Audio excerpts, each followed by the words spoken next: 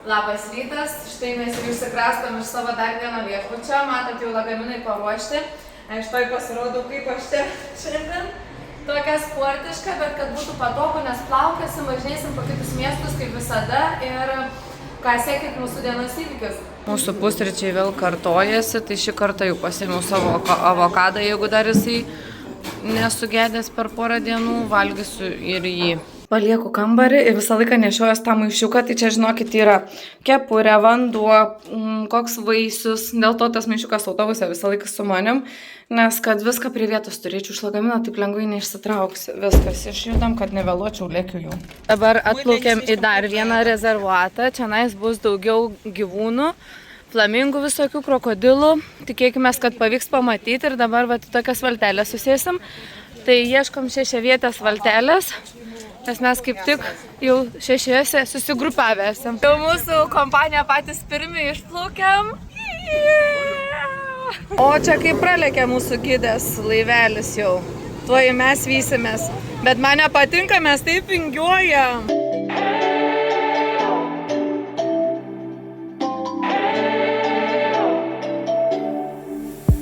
We spent our days on the coast of something beautiful. Got pulled into the tide of something real. Somehow I lost you on the way. I assumed you left me behind. Lifeless days and sleepless nights, so tired of it. I can't get you off my mind, can't forget it. Now I know what I've got to do is find my way back to you.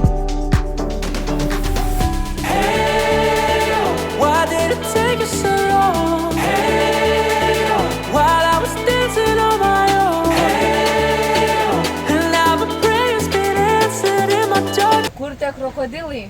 Mes čia tik dėl krokodilų atvykom, flamingus mums kažkokius rodė. Mes krokodilų norim. Jau beždžionę ką tik vieną matėm. Ką tik išlipom, atplukdė čia kažkokią salą, džiunglyną, einam apžiūrėti kažko. Skaidrus vandenėlis, mato žuvytės visas. Aivars iš pradžių galvo, kad čia dirbtinis padarys dėl turistų. Įsižiūrėjo, sėdži. Atrodo kaip muliažas. Čia yra mažas krokodiliuks, maždaug 10 metų. Krokodiliuks. O žiūrėkit, kažkas ein maudytis. Čia krokodils. Ką tik rodžiau, o čia žmogus... Ne, jau čia nežinau, kas čia mane turėtų įlaipinti tą vandenį. Kaip tau? Ne, aš sakau, nežinau, kas man įkištų į tą vandenį, dabar žmogus maudos. Nu, jeigu šaltą ir įkištų, tą karštą ir įkištų kas nors.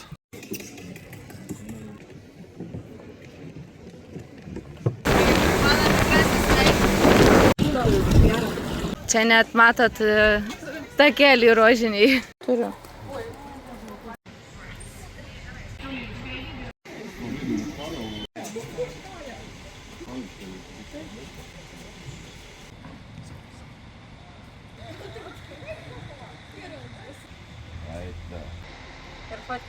Aha.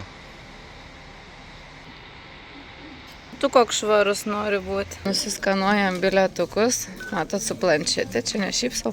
Ir keliaujame dar vieną archeologinę zoną. Matom dar vieną iš Aivaro svajonių, bet pagrindinė svajonė tai bus rytoj. Dabar matom Nykštuko piramidę, jin taip vadinasi.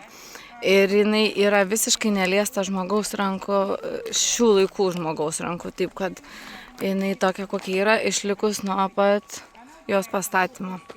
Šiaip labai dailiai atrodo, net nesitikė, kad čia yra šimtmečiais ar tūkstantmečiais stovinti piramidė ir tokia graži.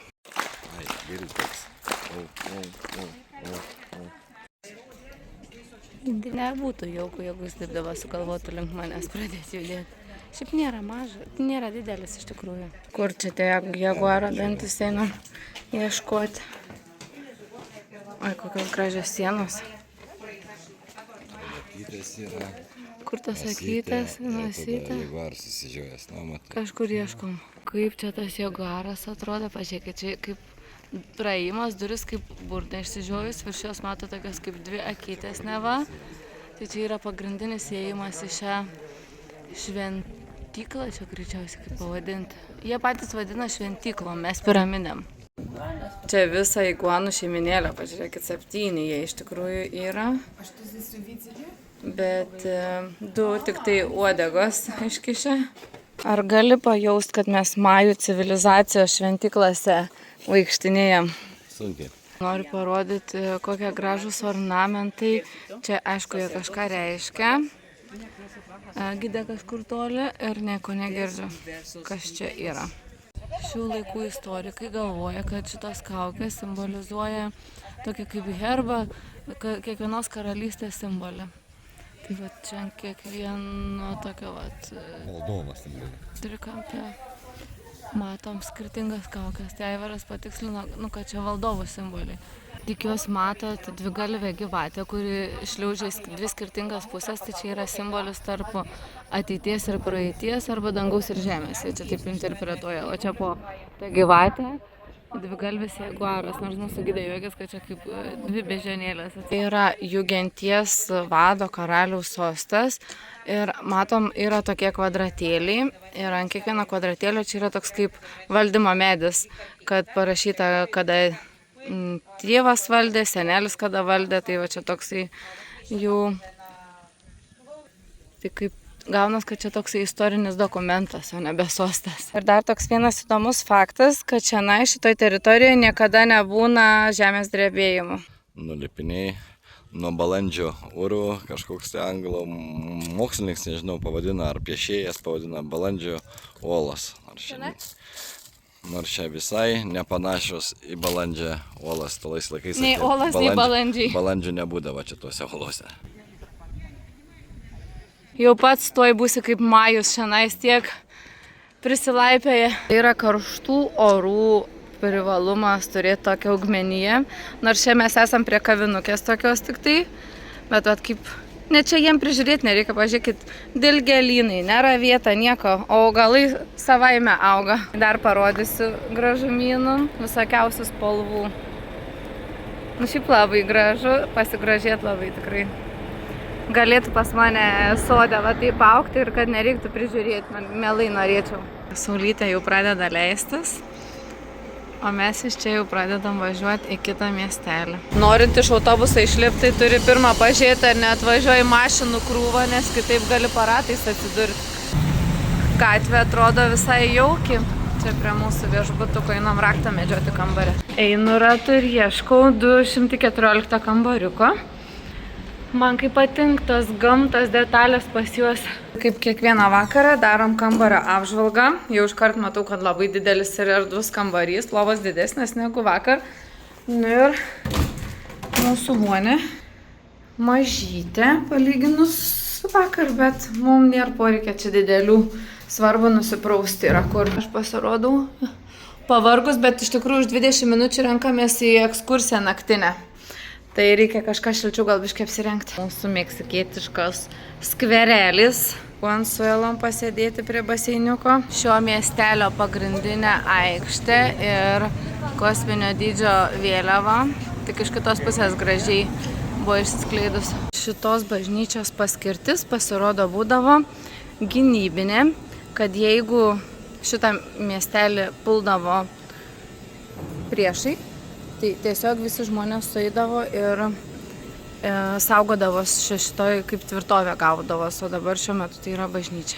Ten viršui dabar tuoj pamatysim, yra toksai balkonėlis ir jeigu bandydavo priešas įsiversti pro šitas medinės duris, tai iš to balkonėlio pildavo karštą alyvą, aliejų, nebelabai supratom kaip tiksliai verčiasi ir žodžiam priešų pildavo čionais kažkokį tai skystį, kad jie neįsiveržtų į šitą bažnyčią, kuomet visi žmonės ten slepiasi. Vietinės pramogos, jeigu jau pavargtumėm namo grįžti. Istorikai yra nustatę, kad šitas pastatas Amerikos abiejuose žemynuose yra seniausias.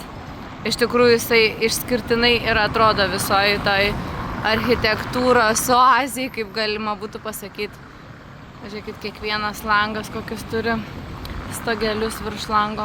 Prašom prieiti arčiau, aš noriu supažindinti, kad čia yra nekaltybės suoleliai, kad vyras su moterim, kai šalia sėdi, kad gink dieve nesusiliestų keliais ir rankomis, kad laikytumėmės atstumu. Tik bendravimas. Naktinė ekskursija ką tik pasibaigė, tai einam dar savarankiškai pasivaikštinėti. Mūsų viešbutukas su baseiniuku ir krekliuku, svarbiausia dabar neįkrist beinančią vakare. Ir grįžom iš miesto ir nusprendėm, kad vakarosim čia. Oi, koks faini laiptukai į niekur.